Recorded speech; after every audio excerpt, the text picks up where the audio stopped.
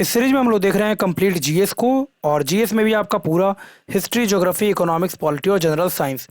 तो अगर आप किसी भी गवर्नमेंट सर्विसेज का प्रिपरेशन कर रहे हैं, चाहे वो यूपीएससी हो, एसएससी हो, स्टेट पीसीएस हो, रेलवे हो या अदर कोई भी गवर्नमेंट सर्विस, तो उन सब में जीएस जो है वो सबसे ज़्यादा अहम रोल प्ले करेगा। इस पूरे सीरीज को हम लोग देखने वाले हैं वन लाइनर के फॉर्म में। करीब करीब 10,000 के करीब वन लाइनर होगा ये। तो आपका मैक्सिमम रिवाइज हो सकेगा कम से कम समय में। पूरे का पूरा जो ये प्लेलिस्ट है उसका जो लिंक है वो नीचे डिस्क्रिप्शन बॉक्स में भी दिया जा रहा है, ताकि आपको ढूंढने में ज़्यादा समय बर्बाद नहीं हो। आप वहाँ से जाकर के पूरे के पूरे इस प्लेलिस्ट को देख सकते हैं। तो अगर आप चैनल पर नए हैं तो इसको सब्सक्राइब कीजिए और प्रेस कीजिए बेल आइकन को, ताकि जो नोटिफिकेशन है आगे आने वाले वीडियोज़ का वो आपको सही समय पर मिलता रहे। स्टार्ट करते हैं हम लोग फिर।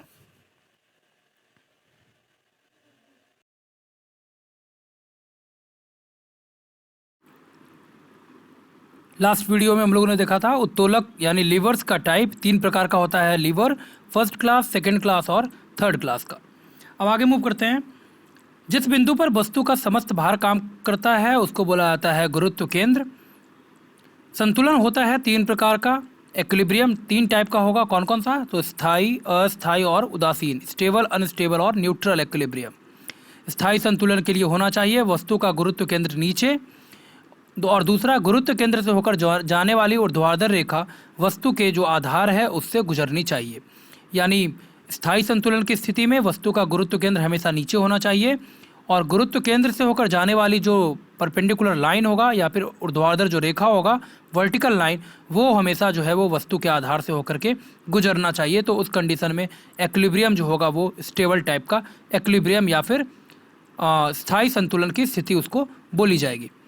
नेक्स्ट, लगाया गया बल तथा बल की दिशा में वस्तु के विस्थापन का गुणनफल कहलाता है कार्य। W equals F D.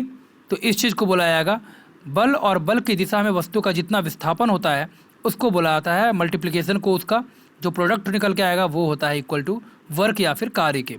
वस्तु के कार्य करने की क्षमता कहलाती है ऊर्जा, और ऊर्जा एक अदिश राशि है। कार्य का मात्रक होता है जूल, और सीजीएस में अगर देखें इसको तो ये होगा अर्ग। ठीक है, अगर एसआई में देखेंगे तो जूल और सीजीएस में अर्ग। वस्तु में गति के कारण जो ऊर्जा उत्पन्न होती है उसको बोला जाता है गतिज ऊर्जा। वस्तु की स्थिति के कारण उत्पन्न कार्य करने की क्षमता वो कहलाती है स्थितिज ऊर्जा। मतलब मोशन में अगर कोई बॉडी है तो उसमें कुछ ना कुछ वो जो उसका मोशन के कारण जो उसमें एनर्जी होगा उसको बोला जाएगा डायनेमिक एनर्जी। और जो स्थिति है, अगर मतलब यहाँ पे कोई बॉडी रुका हुआ है तो इस कंडीशन में जो उसके पास एनर्जी होगा उसको बोला जाएगा पोटेंशियल एनर्जी। नेक्स्ट है इसके बाद डायनेमो परिवर्तन करता है यांत्रिक ऊर्जा को विद्युत ऊर्जा में। सिमिलरली उल्टा होगा विद्युत मोटर। डायनेमो और विद्युत मोटर में यही डिफरेंस है। डायनेमो जो होता है वो यांत्रिक ऊर्जा को विद्युत ऊर्जा में बदलता है, और विद्युत मोटर विद्युत ऊर्जा को यांत्रिक ऊर्जा में। स्पीकर में विद्युत ऊर्जा परिवर्तित होती है ध्वनि ऊर्जा में। माइक्रोफोन में ध्वनि ऊर्जा परिवर्तित होती है विद्युत ऊर्जा में। कार्य करने की दर कहलाती है शक्ति, और इसका यूनिट है वाट। एसआई मात्रक में कार्य करने की दर, ठीक है, कार्य करने का जो रेट होता है वो कहलाता है शक्ति यानी पावर, और इसका यूनिट क्या है? वाट। अश्वशक्ति है शक्ति का या मात्रक या पावर का मात्रक, और एक अश्वशक्ति हॉर्स पावर इक्वल्स किसके होता है? तो 746 वाट के। 1 हॉर्स पावर इक्वल्स 746 वाट। 1 किलोवाट घंटा ये किसके बराबर होता है? तो ये इक्वल्स हो जाएगा 3.6 गुने 10 की पावर 6 जूल के। दो पिंडों के बीच कार्य करने वाला आकर्षण बल पिंडों के द्रव्यमान के गुणनफल के अनुक्रमानुपाती, द्रव्यमान के गुणनफल के अनुक्रमानुपाती और उनके बीच की दूरी के व्युत्क्रमानुपाती होता है न्यूटन के गुरुत्वाकर्षण के नियम के अनुसार। यानी F जो होगा, दो पिंड मान लेते हैं M1 और M2। तो इसका जो सबसे पहले जो आकर्षण जो बल होगा, अट्रैक्शन के कारण जो फोर्स लगेगा, वो इसके जो मास है उसके मल्टीप्लिकेशन के प्रोपोर्शनल, यानी M1 M2 M2 इसके प्रोपोर्शनल होगा, और इन्वर्सली प्रोपोर्शनल होगा ये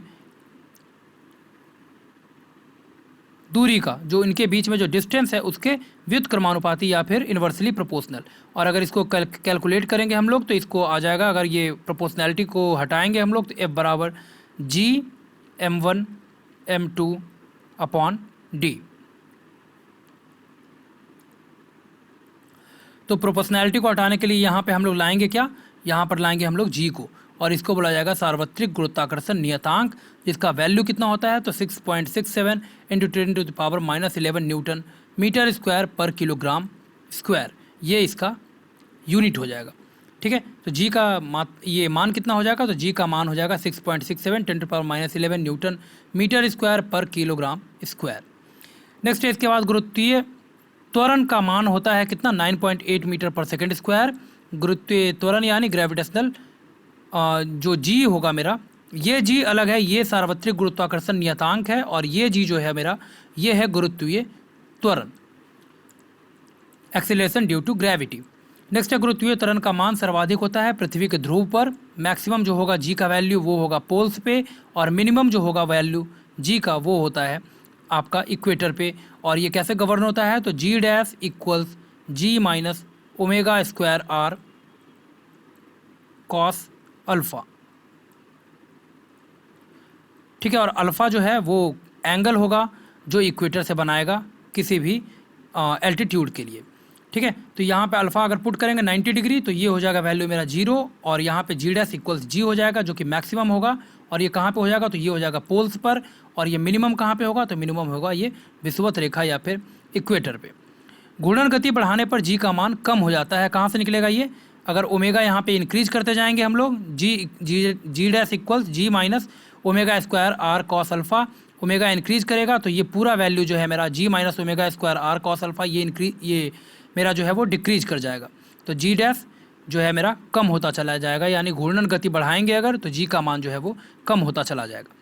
लिफ्ट में पिंड का भार बढ़ा हुआ प्रतीत होता है कब, जब लिफ्ट ऊपर जाती है, यानी अगर ये लिफ्ट है, अगर यहाँ पे एक्सीलरेशन ए है, कोई बॉडी यहाँ पे खड़ा है, अगर ये ऊपर जाएगा लिफ्ट तो यहाँ पे सूडो आ जाएगा, और जो होगा किसके बराबर, तो ये होगा एम ए के बराबर। अगर ये लिफ्ट ऊपर जा रहा है एम ए, और बॉडी का वेट हो जाएगा यहाँ पे एम जी, तो अगर पूरा मिला करके देखेंगे तो वेट जो होगा बॉडी का वो हो जाएगा m इंटू जी प्लस ए। और अगर लिफ्ट नीचे जाएगा तो ये हो जाएगा जी माइनस ए, उस कंडीशन में बॉडी का जो वेट है वो मेरा घट जाएगा, और लिफ्ट जब ऊपर जाएगी तो बॉडी का वेट जो है वो बढ़ जाएगा। ठीक है, तो ये सब चीज़ ध्यान रखेंगे। अब एक एक चीज़ को एक्सप्लेन करने में बहुत लंबा समय बीतेगा फिर यहाँ पे।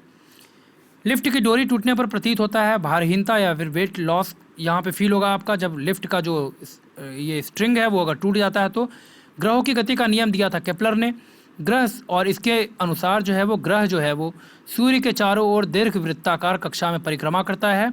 ग्रह का क्षेत्रीय वेग नियत रहता है, यानी जब ग्रह सूर्य के निकट होगा तब उसका वेग जो है वो बढ़ जाएगा, और ग्रह के परिक्रमण काल का वर्ग सूर्य से औसत दूरी के घन के अनुक्रमानुपाती होता है, यानी T square proportional to R cube, एक ये हो जाएगा। और क्षेत्रीय वेग जो नियत रहता है वो अगर मान लीजिए ये सन है हमारा और ये है हमारा अर्थ मूव कर रहा है। ठीक है, तो यहाँ पर जो इसका जो स्पीड है अर्थ का वो है हमारा डिक्रीज हो जाएगा, तो ये जो एरिया निकल के आएगा और यहाँ पर अर्थ का जो स्पीड है वो बढ़ जाएगा। तो ये एरिया जो है वो देखेंगे तो वो हमेशा बराबर होगा, यानी जब अर्थ सन के करीब होगा तो यहाँ पे स्पीड जो है इसका बढ़ जाएगा और यहाँ पे स्पीड जो है वो कम हो जाएगा, यानी क्षेत्रीय वेग नियत रहता है, यानी जब ग्रह सूर्य के निकट होगा तो उसका वेग बढ़ जाएगा। और एलिप्टिकल ऑर्बिट में ये परिक्रमा करता है ग्रह जो है वो सन के। तो ये है ग्रहों के केपलर का नियम। उपग्रह परिक्रमा करता है ग्रह के चारों ओर।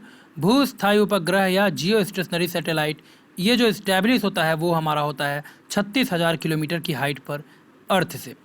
वह वेग जिससे किसी पिंड को फेंका जाए तो वह पृथ्वी पर वापस नहीं आए उसको बोला जाता है एस्केप वेलोसिटी या फिर पलायन वेग। एस्केप वेलोसिटी या फिर पलायन वेग पृथ्वी के लिए अगर देखें हम लोग तो एस्केप वेलोसिटी का मान है 11.2 किलोमीटर प्रति सेकेंड। नेक्स्ट है इसके बाद किसी सतह के एकांत क्षेत्रफल पर लगने वाला जो बल है वो कहलाता है दाब, यानी यूनिट एरिया में जो फोर्स लगे, फोर्स पर यूनिट एरिया, इसी को बोला जाता है प्रेशर। और इसका मात्रक होता है न्यूटन पर मीटर स्क्वायर या फिर पास्कल। एसआई में एसआई यूनिट हो जाएगा प्रेशर का या फिर दाब का, न्यूटन पर मीटर स्क्वायर या फिर यहाँ पे पास्कल। और इसका डेफिनेशन क्या है दाब का, तो किसी सतह के एकांक क्षेत्रफल पर लगने वाला जो बल होता है उसी को बोला गया दाब। तो इस वीडियो में यहीं पे छोड़ते हैं, मिलते हैं नेक्स्ट वीडियो में। और अगर आप चैनल पर नए हैं तो इसको सब्सक्राइब कीजिए और प्रेस कीजिए बेल आइकन को, ताकि जो नोटिफिकेशंस हैं आगे आने वाले वीडियोज़ का वो आपको सही समय पे मिलता रहे। पूरे के पूरे प्लेलिस्ट का और हर एक पार्ट का जो लिंक है वो नीचे डिस्क्रिप्शन बॉक्स में दे दिया जा रहा है, तो वहाँ पर भी जा कर के आप इस पूरे प्लेलिस्ट को देख सकते हैं। मिलते हैं नेक्स्ट वीडियो में। धन्यवाद।